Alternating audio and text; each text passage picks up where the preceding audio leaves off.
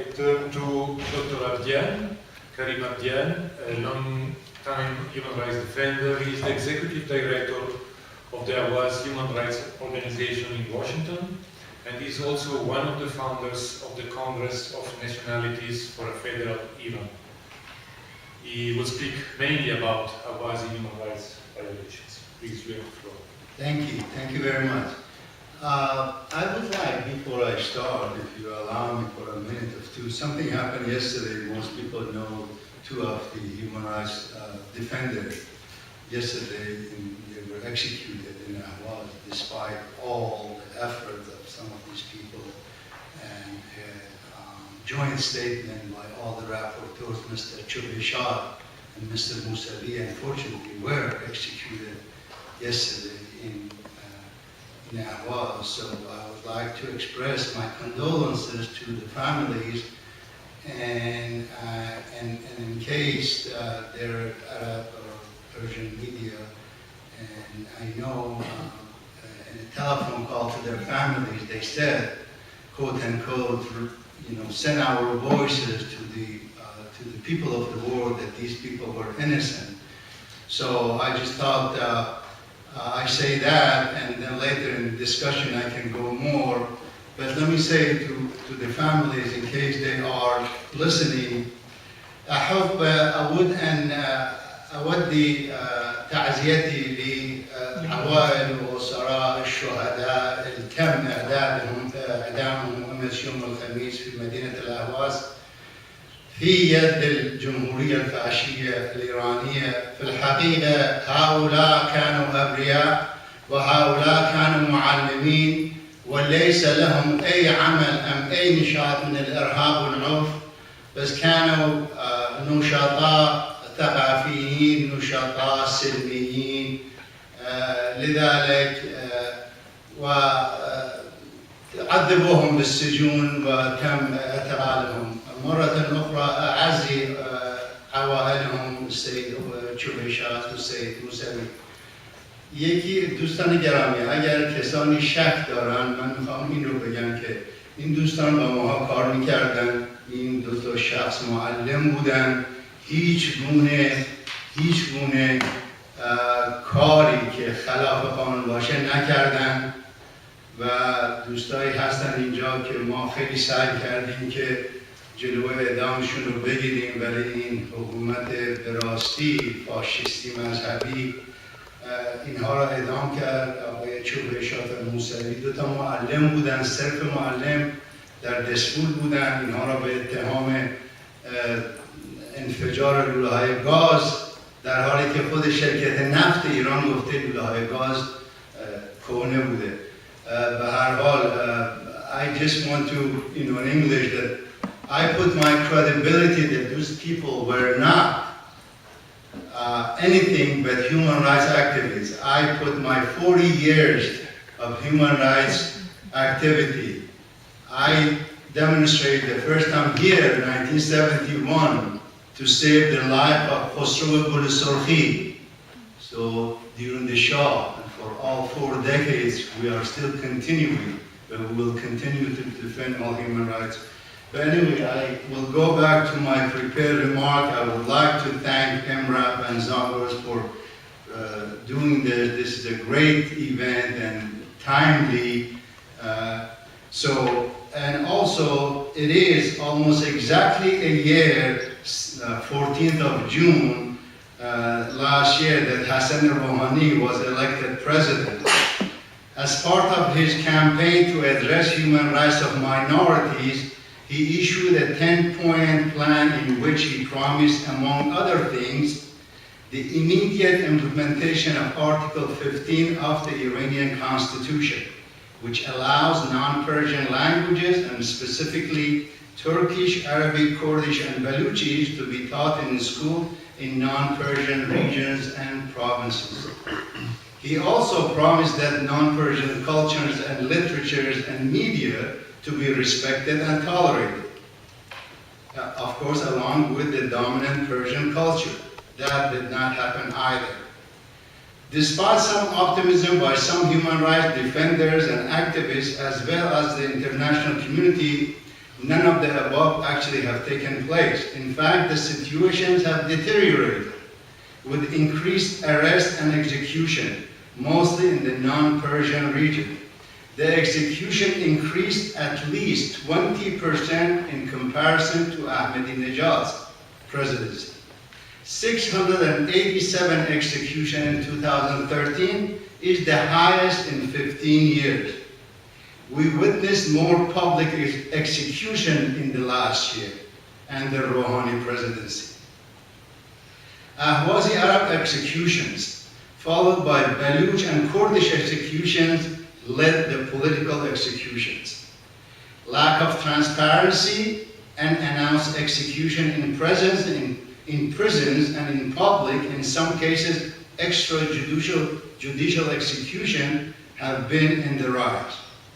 Recent brutal suppression and attack against political prisoners in Evin prison occurred under Rouhani's watch with total impunity. Last year under Rouhani, we saw the same: lack of due process of law, forced confessions, unfair trial, and use of torture. Surprisingly, new judicial policies and the penal code have been enacted to support these trends. The new penal code passed by Majlis on May 2013 last year expands the scope of executions by the judges and judiciary. Article 279 of this penal code, under the title of rebels, allows more executions for charges under Muharib and Mufsid al-Faraj, or corruption on earth. Under this code, political prisoners are executed with no rights to appeal. More than 20 Ahwazi Arab civil rights activists were executed just in the past 8 months under this penal code by the Ahwazi Revolutionary Code. Socio-political structure of Iranian society is designed and subscribed to and serves the view that Iran is one nation, one language, and one religion, and one identity. But in fact, Iran is the most diverse country in the region. A multinational state that is comprised of 6 major nationalities, including Arabs, Baluch, Kurd, Persians, Turks, and Turkmen, and smaller groups of other ethnic, linguistic, and tribal groups. No one ethnic group has a numerical majority. Iran is home to Sunnis, Christians, Jews, Baha'is, Mandanis, Zoroastrian, Yazidis, and others, as was described by Dr. Kamal. These ethnic and religious groups comprise at least 50%, and by some estimate up to 65% of the population. Yet, these groups have not been accorded equal citizenship. They are not being officially acknowledged by the Constitution. Persian language is the sole official language, and the Shia Ja'fari is the official religion. All others are ignored, oppressed, negated, or at best marginalized. According to Mr. Haji Babai, former Deputy Minister of Education, only 30% of Iranian first graders entering the school system have Farsi as their mother language. Using Shia theology and Persian literature, history, language, and education, the regime strategically and deliberately privileges one ethnic group over the others, thus creating inequality, exclusion, animosity, and factionalism among various ethnic groups, hence stifling solidarity and lessening a chance of democratic transformation. But by being silent on these issues, Iranian media, writers, poets, and intellectuals are in fact accomplices to this perpetual ethnic and religious oppression. There cannot be equal citizenship without equality and use of languages, religion, culture, and equal human rights of all citizens, individual and collective rights. future course of Iran will hinge upon realization of these rights. Banning of non-Persian languages correspond to banning their literature and culture, inducing and creating unequal citizenry, denying the richly character of multinational, multilingual, and multicultural character of Iranian society is in fact a violation of the rights of all Iranians. Right to be different needs to be acknowledged and respected. Promoting aggressive nationalism in Iran by current as well as the previous Pahlavi regime by formulating the so-called Iranian nation, meaning and using it synonymously as Iranian or Persian nation, this aggressive nationalism oftentimes manifests itself in anti-Arab racism, holding Arabs of Iran accountable for so-called lost mythical civilization. I learned the pain and the agony myself and the lack of identity by not being able to communicate, read, and write my own mother tongue in my own country. I was a subject of anti-Arab racism in Iran. My parents had to take a Farsi translator to communicate with school administrators, a police officer, or a judge in the court. While violation of human rights in Iran crosses all religion and ethnicity, Ahwazi Arab people have been one of the most excluded constituent nationality in Iran and socioeconomically ranked at the very bottom. Arabs in Iran are about 10% of the population. They live in southwestern province of Khuzestan, or as it's called by its historical name, Iqlim al-Ahwaz, or Arabistan is called by the Arab inhabitant. Ahwazis constitute an indigenous, national, ethnic, and linguistic minority. They are roughly half Sunni, half Shia, a population of 6 to 8 million, while 90% of the Iranian oil wealth comes from this region. None of it is used to better the lives of the Arabs. Systematic Arab-Setizi or anti-Arab campaign to strip them of their national Arab identity, culture, language, and history is prevalent in Iranian media.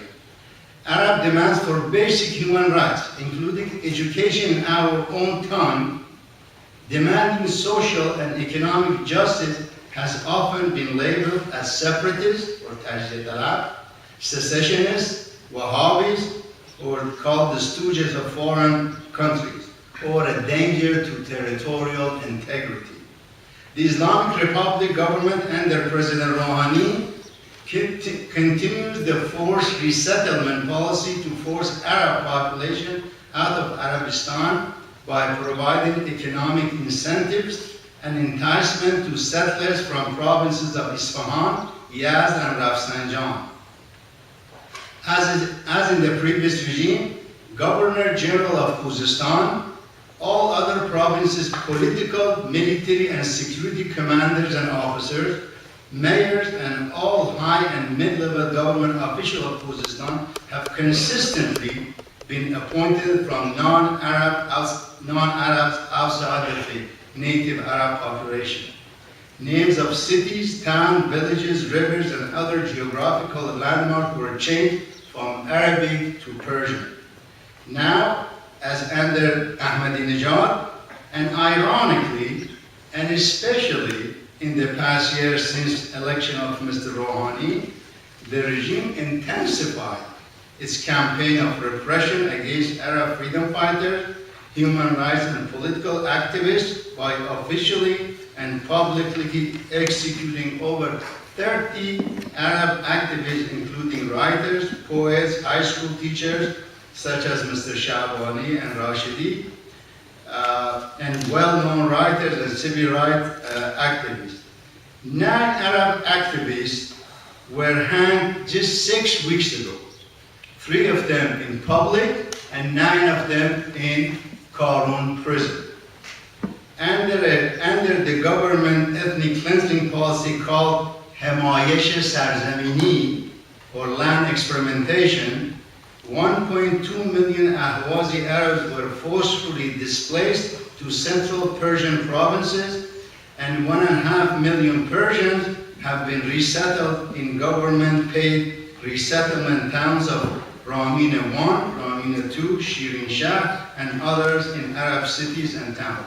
The same thing that Saddam Hussein did in Iraq with the Kurds, you know, the Arabization. Now the regime is doing against the Arab. As directed by the highest levels of government of the Islamic Republic of Iran, over 450,000 hectares of indigenous Ahwazi farmlands have been expropriated and given to non-indigenous Arab Persian settlers, or Isargaran, a scheme designed to break up and change the ethnic structure and racial mix of the province. At the end, the West, especially the P5+1, has unfortunately ignored the plight and the human rights of minorities in its negotiation with Iran. But not only the West, and we address here the Persian media, Persian writers, poets, intellectual elites, and historians, but not to be silent. Not to be silent on these issues, because they are, in fact, we will hold them accomplices to this perpetual ethnic cleansing policy of the Islamic Republic. There cannot be equal citizenship without equality in the use and practice of linguistic, cultural, and human rights of all citizens, individually and collectively. Future course of Iran, as I said earlier, will certainly hinge upon the gaining of this right. Thank you.